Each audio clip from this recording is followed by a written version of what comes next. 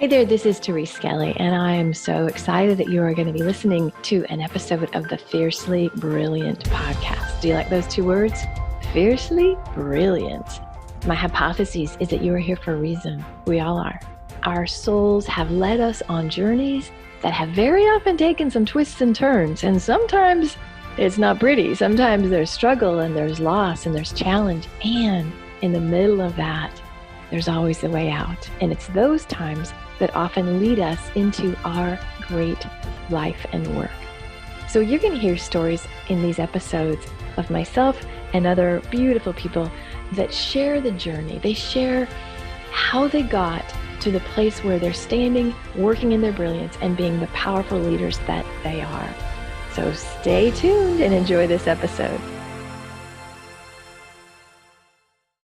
Hey, this is Therese Skelly and another episode of the Fiercely Brilliant podcast. And today, oh my gosh, I've got my dog trainer on with us. So I'm going to introduce you to Yoni in a minute, but I have to say I've had lots of dogs and I failed them all miserably because I didn't know what to do. I never had the right person. And having known Yoni for a number of months now and seeing his work and seeing the results he gets and knowing the psychology that he comes with, like he's not just a dude showing you how to do dog training. There's a lot of depth to Yoni. So this is going to be a really cool episode because you're going to learn like his journey and you're going to get a lot of hope and inspiration. So Yoni Kachlon, welcome. I'm so glad you're here. Well, thank you. I'm so glad to be here. I appreciate the invite and I can't wait. Yeah. So tell us, you have an amazing business today. If you're watching on video, Yoni's sitting outside of his beautiful training facility. So why don't you tell us what you do today and what you love about it? Sure. So what I do today is I help dog owners like yourself better connect with their dogs so that they are dealing with less things like pulling, jumping, barking, biting, or, obviously there's so many severe things that happen, but just help them both kind of heal through trauma that they may have experienced in their relationship so that it can move forward and they can live a better, happier life. And it's true. I'm a poster child for that possibility. Okay. So I see the today version of you, balancing Paws. You have trainers, you have a gorgeous facility in Phoenix. It's like you've got a beautifully run business, great Instagram account. You do all kinds of things. Thank you. But I know it didn't start that way. So take us to the beginning. You're a college kid and what happened? Yeah. Well, that's the beginning of the Balancing Paws journey. Yeah, I was a college kid. I was going to ASU. I was doing things that people do in college, partying a little bit more than probably I should be.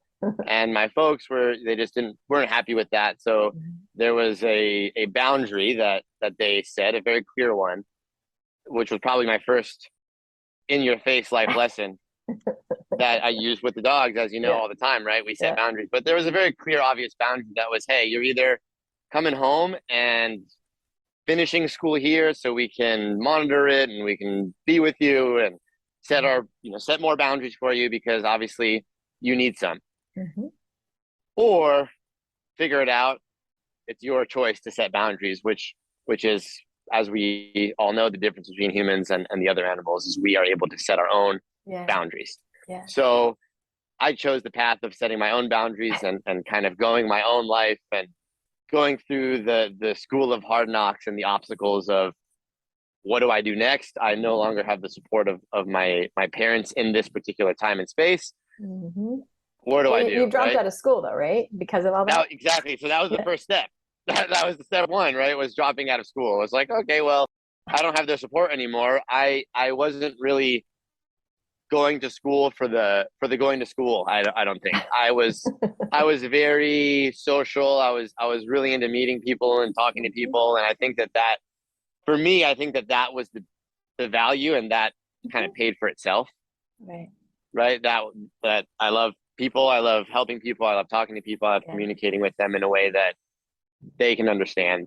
And that makes us both have fun, right? So that was the first step. There was like, all right, well, I'm not going to pay for school here. I'm just going to do, my thing. I'm going to figure something out. So then I went ahead and I worked towards figuring things out, and I went to apply for work, and it was just taking a very long time. And I had Jasmine at the time, which is, you met her. Yeah, pit bull. Yeah. My she might pit be in the bull. background if you see the. She might be actually, yeah, that's her. There I she didn't even is. know she laid down There's there. Jasmine. Yeah, that's her right there. And also, if it gets too noisy, let me know. I can take it We're all inside. good. We're good. Thanks. Cool.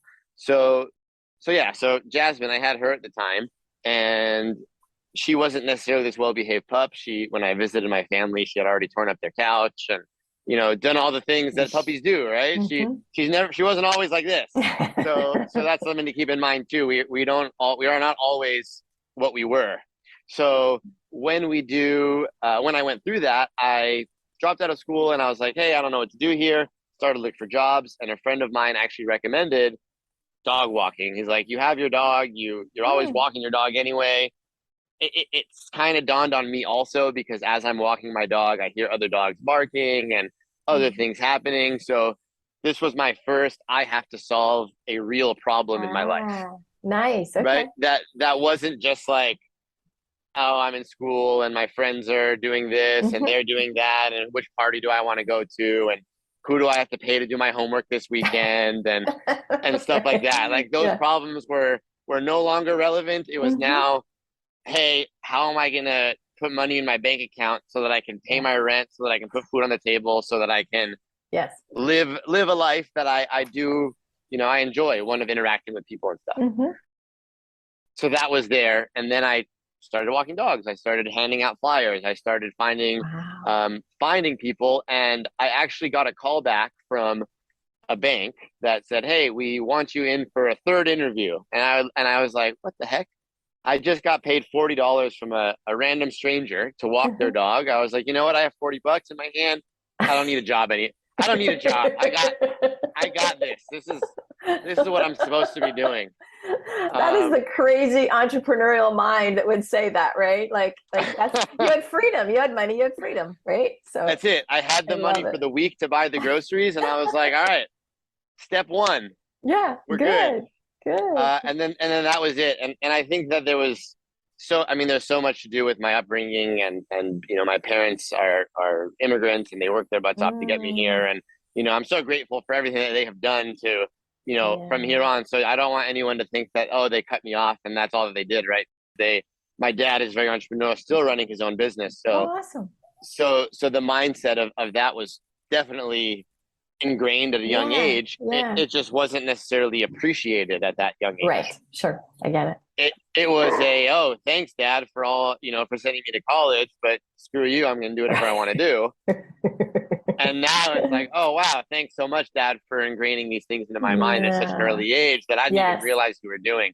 So and these are all the things that I wasn't thinking about this when I was 21, starting walking dogs either, right? So it's all like come full circle, which is why I have the circle in my yard, and all these things have like meanings behind them in my mind. So so that was the beginning of the journey, and then the dog walking turned into dog sitting, and then the dog sitting turned into getting bit and dogs getting into fights and not living not living the life that was, oh, you're an entrepreneur and you do whatever you want and you get to play with dogs all day. Right. You're so lucky. The dark side that nobody talks about, right? The dark side, poop piling up in the corner, like both literally and metaphorically. It becomes very challenging. You're separating yourself from your friends and your loved ones, because now you're working and living with dogs that aren't comfortable being left alone. They are in a new environment. They're in a new place. Yeah. So there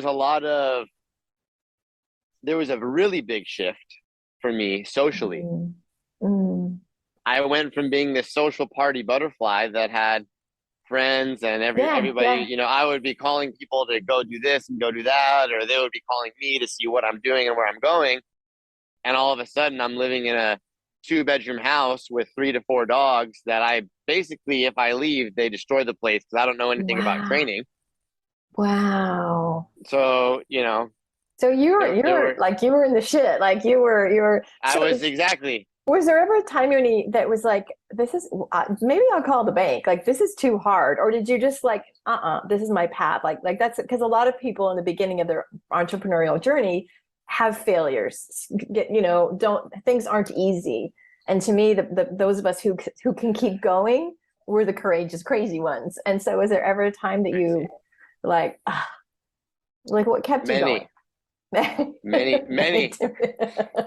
Yeah. The first time printing flyers and sending them out and nobody saying anything, right? The times where, every time you shift from one style to another of, oh, I'm just going to walk you to now I'm going to give myself more involvement because I know that's going to take it to the next level. Yeah. But then that disconnects me from the rest of the world, the way that I used to be connected to them. Right. So I've actually lost, friends, girlfriend, things like that during this time. Yeah. So those were like, oh, wow, me and my girlfriend broke up because I'm spending more time trying to figure out how to start a business than I am trying to maintain a relationship. Right. And I'm just doing these things that just I wasn't as rational, maybe is the way where I don't want to say smart. I wasn't as experienced. Yeah. Right. Right. So I wasn't doing the right things. I was doing things that were putting me and my relationships with my friends and my family into spaces that weren't necessarily not good or bad. They just were what they were, and they were the lessons that I needed for the moment. Right. And I just realized, and I knew that there was, if I just kind of kept pushing myself through those lessons, that there was going to be something on the other side. Okay. Whether, call that crazy, call that whatever. And that's what pushed me, is I just knew that everything I was doing was for the reason to get better. It was nothing. I wasn't trying to hurt anybody. I wasn't trying to make anybody mad at me. I wasn't, I was trying to make them proud. I was trying to show them, hey, look what I can do, not screw you. I'm going to do it on my own. Right. Right. But there is a tenacity that comes with it. Like, because, you've talked about when you grew, the money went away, like we all hit these things in our businesses. And how did you, because I think people are hearing this, it might be in the same boat. How do you keep going when what you're getting is kind of negative feedback, or people not loving you, or the money not flowing? Like, what? And I know there was the old days of keep going, and then there's the you today that's older. There's and wiser, the new days. It still happens. Yeah. So how do you keep going? If somebody were listening and needed to hear this today, what is it? I think the biggest thing is, as long as you're passionate about the things that you're doing, whether it's teaching or creating or whatever it is that you've got going on, and your main objective is to make yourself as good as possible at that thing so that you can share that with the universe. Whoever is in that universe is there when they need to be there. Yeah. Then you keep going and you move forward, because it's going to give you that spark and that joy to wake up in the morning and to keep moving and to keep going, right? And that passion isn't necessarily, it's not magical. It's not just going to come and it's not just going to happen, right? But it's something that you work for. Right. And there's going to be mornings where you wake up and you're like, oh man, should I wake up and go do the thing, or should I just go give up and go do something else? Right. And then, there are times where I actually did quit. I did stop. I did stop for a little bit. It was like a week. It wasn't long. I put out an Instagram post, and I was like, hey, I'm not taking any new clients. I'm ready to kind of move on. This is kind of after a couple of things happened. So we, after pet sitting, I learned the dog training thing and moved into thinking I could do more, because I met Cesar Milan. I worked with the dog whisperer. We can, and I was just lucky to do that. Right. But that was also another one of those things that sparked, just keep going. Yeah. Right. So there were little things that reminded me to keep going. And I think that you will find them if you, well, you have to look, you have to be willing to see them. Because if your filter is set such that I'm only going to find what's failing or what's hard, that's what you're going to see. Correct. So, and I love that you said that, because that was, I also do a lot of jujitsu, and that was our lesson in jujitsu the other day, was stop looking at what you're doing wrong. Like, ask yourself, what did you do right today? Nice. And you can expand that from today to this week to this month to the last 10 years. So I think that did happen, is every time I went and every time I had the thought of quitting, I'm actually a very big journaler as well. So I like to write about my day, and that was something that helped me move through. because that allowed me to remember the things that actually happened that were awesome. That's a great technique. Good. So because we're so programmed to think about what happened, what did I do wrong today? We're programmed to be afraid of what's coming. Yeah. Right. Yeah. So and how am I missing it? Right. What did I do? What am I missing today? So it's so important, I think, to remember that there are going to be those things, and it's nature telling you, to keep moving forward. We just have to learn to understand and listen to nature the same way that our dogs are constantly telling us, hey, I need you to communicate with me differently. Or the trees are telling us I need water. Or nature is always speaking to you. The hard part is disconnecting from what's actually happening in front of you so that you can see the big picture. And I don't think that will really ever happen in the moment right away, right? So if you're going through something that's hard, you're not necessarily going to be like, oh, this is a lesson, unless you've gone through many. Yeah, you got to train yourself. If you've gone through so many of those, now you're like, okay, I know what this feels like. This is, I can surrender to this easily, right? But when you haven't gone through that, it's very challenging to say to yourself while you're going through the shit, I'm going to keep going, which is why I almost quit a few times. But during those moments of almost quitting, there's reflection. And there always is, right? The reflection is going to happen because now you're at a breaking point. And when you're at those breaking points, there are two forces that will make a person change. One of those is desire, and one of those is disaster. So you really are so drawn to this thing. I really love it. I really want to do it. Or I'm desperate. I need money. I need food. I need something, something bad happened and I need to fix it. So when I started to look at it that way, I was like, well, it's kind of both in the beginning. It's like I was in this little disastrous moment of I don't have the support of my family that I used to. I'm this 21-year-old kid that now has to figure it out, and I have these real world problems, right? And then it's, okay, I figured it out a little bit, but it's getting harder. Is that good or bad? Do I quit? Do I that's the reflection moments. Right? Getting harder isn't always bad. Sometimes it just means you're getting better, so the universe is giving you more challenging things to solve. You know what I hear, and this is the first time I met. So I did my board and train at Yoni's place, and we were in the backyard where he is now, and there's an ice bath. Like, what I moved it, but it's like you do that, and I was so surprised and delighted. And the more we talk today, you're all about growth. Like, because I know you, and you met Cesar, and you invested in yourself as a dog trainer. But I'm also hearing tremendous investment in growing your psychology and your mind and your body. Like it sounds like that's a really important part of the totality of you. Yes. Yes. I'm addicted to progress, and it's something that happened, I think, not at a young age. It started later. It wasn't like a ingrained thing. I was a quitter when I was a kid. I started gymnastics, and I was like, I don't want to do this. And I started soccer. I don't want. Like, I was that, so I didn't. It wasn't a thing that was like there naturally. I think that when all this started happening, so moving on, this is a great next step to the story. I actually moved into a bigger space. I purchased or rented, signed a long lease, got a loan to a warehouse. And I was like, hey, I'm going to take this from pet sitting out of my home to dog training in a warehouse. I had this was my vision. I had this in mind. Am I allowed to move the camera a little bit to show people? Certainly. It's gorgeous. Yeah, so this was my vision. I had the idea of a training center and separate yards and treadmills and dogs and space to just hang out and have fun. I had the vision. And misters. We have misters for those of us crazy people that train in the summer. Exactly. We have the misters. These are all, and it wasn't exactly this, right? It's adjusted and changed.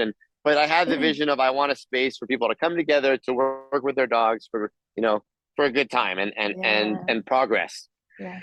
So I went into this warehouse because I was like, oh, progress. That's progress. That's what progress means. Let's go to the next step every time. So young young, yeah, lift more weights and push more snow, and get lower on everything is more, right? Yeah. And I think that has something to do with being young and inexperienced, and the idea of wanting to do more to get more, and being human, Yeah. right? We want to do more to get more, Right. right? When that's not necessarily always the case. Look, So hold on. Let me break that down. Sometimes the wanting to do more to get more is because there's a sense of not enoughness. Was it just I just have a huge desire, or was it like I still got to prove to people? Any of that going on for you? I think it was a prove to dad, Yeah. a combination of prove to Right. prove it, yeah, for sure. Yeah. There was for sure prove it, and then as the prove it kind of went away, because that became less, I became less immature, I think, about that part of my life. Yeah. Good. It turned into, wow, there are a lot of people that need this, and I can provide this thing. Nice. A knowing, like you embodied it then. So I think what happens is we start and we're kind of not on solid ground. We're like, we're good, but it's like, I'm sort of doing this to show them. And then after a while, I love that you said it went away, because then it's like, yeah, it's for me. It's for them. I got it. Yeah. Like Who do I need to prove? Exactly. That's Yeah. good. Okay, keep going. I love you. I love you, mom and dad, but look, I don't need to prove anything to you, That's right. So that happened over time, and it started to happen, with seeing moments of them being proud, but also just moments of me being in solitude. And because when you're doing this, you're in solitude quite often. So it came through that, and instead of doing, like, I used to be a gamer and kid when I was younger, and like that was the default, like, oh, just don't deal with the discomfort of not having anything, right? Just go play a game. I didn't let myself do that. Whatever that was, I don't know. I didn't let myself do it. And I instead, sure, at this time, this is when YouTube was getting more popular. So people were putting out, the Tony Robbinses of the world, and the Les Browns and the Jim Rohns. They're putting out their speeches that you used to have to pay to go see.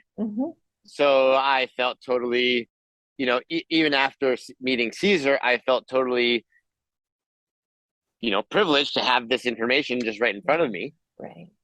And I'm just like, why would I not now take on the knowledge? Because that's what I learned from Cesar, was that he learned from his books of reading and meeting with people that were teaching him to live in the moment and not worry about the past, and the ducks in the pond. There's peace, and then there's chaos, and then there's peace. So it's about understanding that even though you messed up a little bit, hey, I now have this warehouse, and I have these expenses that I didn't realize that I was going to get myself into.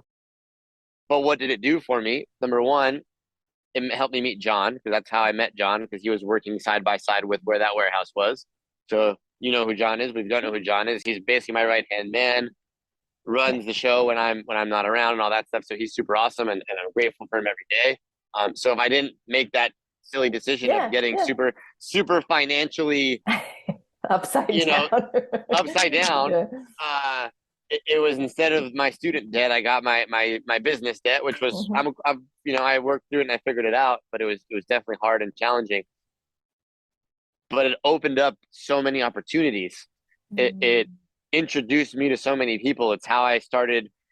It's why I started marketing more. Right now there was another disaster of, you have bigger overhead. You don't even have you can't even afford a place to live. You gotta set up a tent in the back of your warehouse, dude.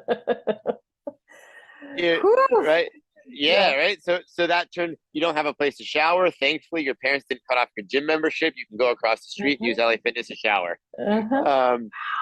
So another gratitude to the folks, right? It's there's, and there are always so many little bumps along the way, right? And that's another thing I think we need to realize, is that help is not, hey, here you go. Exactly. Help is, we're not going to cancel his gym membership. Right? He can use the shower. That's cool. Oh, that's so cool. Right. So there's so many little things that people do along the way that, in the moment, it's so easy to say, nobody's helping me. I'm on my own. I'm doing this on my own, whatever. But there's definitely so many things that happen, whether it's conversations with friends, whether it's, again, the gym membership thing. It could be anything. But again, you attenuated yourself to look for that, because you could have been pissed. You could have been like, freaking parents, you're making me sleep in a tent. For sure. Instead of, this is mine and I'm willing to go. I chose this. I got to be responsible for it. And thank you, mom and dad, for the, you know what I mean? It's your outlook. Absolutely. It's like the filters you view the world through. Okay. So today you have not only that training center, you have another house. He has a pool, and like the dogs swim. Like you have a business that, are you happy with it? Is it what you wanted? I love it. It's more than I could have ever asked for, I think, because now it's not only creating a place for dog owners and people that love dogs to come together, and people like you're improving the relationship with your dog every day. You're sending us awesome videos. You're connecting the lessons to life. Yeah. Because that's what they are. They're natural life lessons. And the more, and that I think along the way, the more I learned that the dog lessons that I'm learning are also life lessons. So I started applying them every day. And then that also just helped me move through those moments of, do I stop this or do I apply the lessons that I'm teaching? Because if I'm going to be a good, go ahead. No, keep going. Well, if I'm going to be a good teacher, I better do what I'm teaching. And you're a great teacher. So one of the lessons that you taught me, because when I first, so let me paint the picture, right? I'm going to do board and train, and I was praying for a trainer. I didn't know who to use. I didn't know who to use. And Instagram, I found him on Instagram, and I'm like, who's that guy? That's the guy. And I called and get an appointment. So he's going to take my dog for 2.5 weeks. He's never been away, and this dog is neurotic. He was reactive. And I walk up, and Yoni, in the minute, I'm like, oh. We walk up, we meet in the street, had this all set. And he says to me, you're going to hand me the leash, and you're not going to look at Murphy, and you're going to walk away. And I'm like, gulp, gulp. Because what I didn't understand is how I was putting all the feelings into Murphy, how I was in Murphy's story of, oh, Murphy's going to feel sad. And Murphy lost his sister Finley. And now he's like I was so in the story of what Murphy couldn't do or why Murphy was doing. And then when I picked him up, Murphy was a completely different dog. And there was a class there. And Yodi's like, come, be in the class. And he's like, now walk through the people. So there's like 10 dogs. And this was a dog. I have a dog that he used to lunge at other dogs. And Yodi's like, just walk through. And what he said is, trust your dog and trust yourself. And those two things, because what you do, Yoni, is you don't buy into the story. You be in the moment. This is the duck story, right? You don't go, oh, you're right. That poor dog had, and that alone just basically doesn't matter what happened in the past. It doesn't matter if the dog, it doesn't matter what you lived through. Be in the moment and just, noodle arms, as we call it, relax your arms. Yeah. Yep. So why don't you speak to that? Because I think how you approach dogs is so relevant to us. Like you could have, oh my God, but this happened in my business, therefore that means X, Y, Z. And and that's the lesson, right? It doesn't mean anything. It's just being in the now. So why don't you talk about that?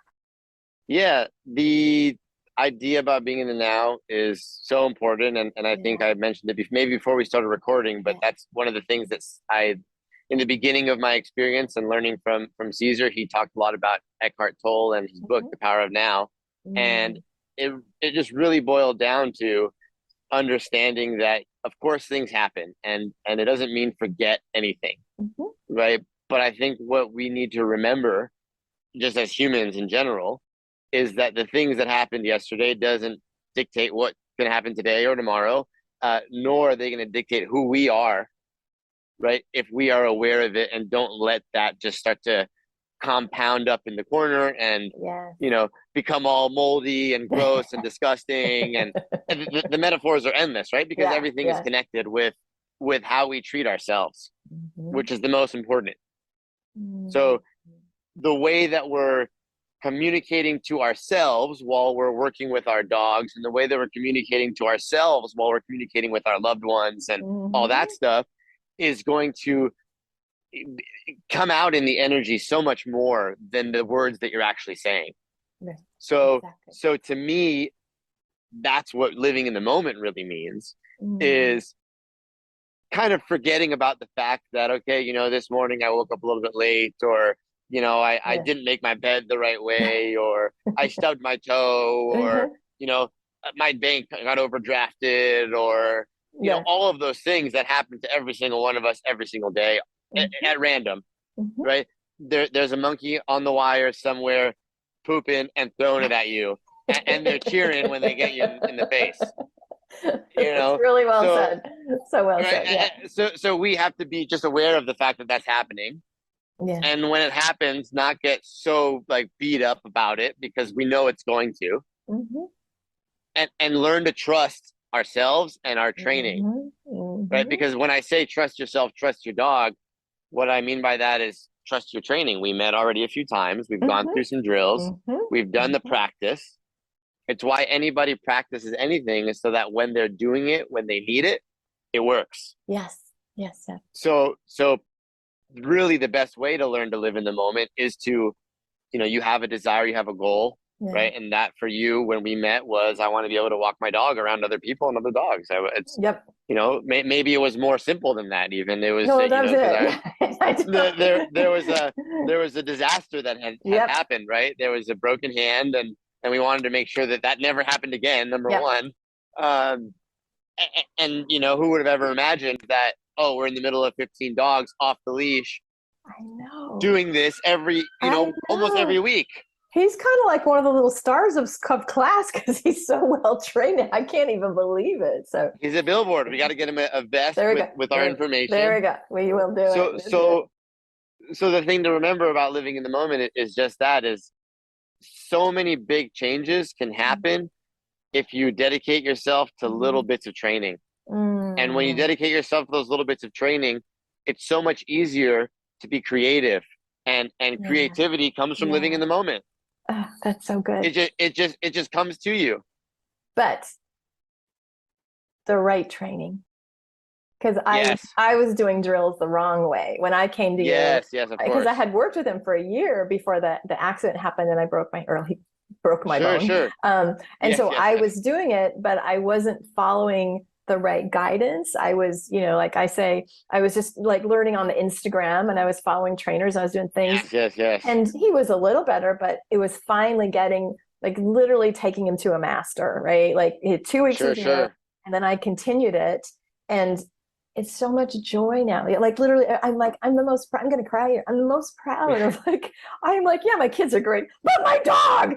Yeah. Because I've had really fucked up dogs, and like to have a dog that I don't even need a leash anymore, and he's so well trained, and he gets compliments everywhere. The joy of that, because of your holding the position, right? Like, you didn't, and I'm like, yeah, but, and you'd be like, shh, trust your dog, like you wouldn't let me be in my story. You wouldn't. And I see every week at the training, like some of the dogs' moms are like, because they have reactive dogs. And you're like, calm yourself first. Calm yourself. Stop talking to the dog. Shh, just calm yourself down. And it's such an applicable life lesson. Like, no, check the story in your head. Check your energy. Yes. Use the moment. And then anything you do is going to be better. So. Correct. Yeah, anything. Because that's a conversation that we're having in our heads regularly. And we don't even for every know. Decision. Right. We don't even realize it. Yeah. So it's something that I try to help, like, block it. I hope it's never too intense, but sometimes I get excited about it. I'm like, hey, don't worry, like, let's go. I love that. A man with passion. There's nothing about it. It's good for you. It's good for you. So it has been such a delight to get to know you more. You're so multifaceted. You're not just a guy running dog classes. You have such a wealth of wisdom and knowledge, and a beautiful way of delivering it, and just a fun. And the man can do handstands. I'm always telling him, like, put that on your marketing. You're so multifaceted. Do more. I want to see that on the Instagram. All right. So where can people find you? And I know you have a special offer. Yeah. So you can find me. I've got Instagram at Balancing Paws. You can find us on balancingpaws.com, and we have an offer for you. If we have an online course, so if you're not in the area or you just want a little bit of a bite-sized sneak peek of all the fundamentals of what we have, you can use the code Skelly15 to get 15% off of our online training, which is a library of the exercises that we do here regularly. What a good show. So, Yoni, this has been such a delight to interview you. And is there anything else you want to say to people? Maybe it's about dog training. Maybe it's about life training. Anything I else think you it's wanna both. share? It's always both. It's Yeah. always both.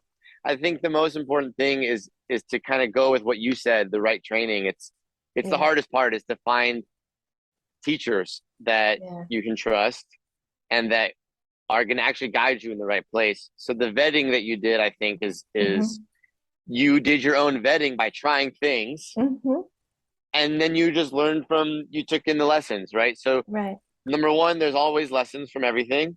Yeah. And then number two, when you find the right teacher and you resonate with them, do everything you can to work Dive through it in. and to Yes. trust it and Yes. to dive Yes. in and not just to be like, all right, cool, I'll take the tips here and there and I'll only call you when there's problems. But hey, there's not a problem. Let's just keep diving in. Why not? Let's get a little more into Exactly. detail. Let's just keep pushing forward, because that's how you know you're not going to get the problems later, is by doing the dive in work. So good. Well, like you said, desire or disaster, right? Correct. Like I came because of the disaster. Like this dog injured me. He's not safe. And now I'm like, oh, I desire to have fun with him. I desire to have this joy Yes. experience, right? And so I love that, just deepening into get the right training and then set a new goal for yourself. Like what else is possible?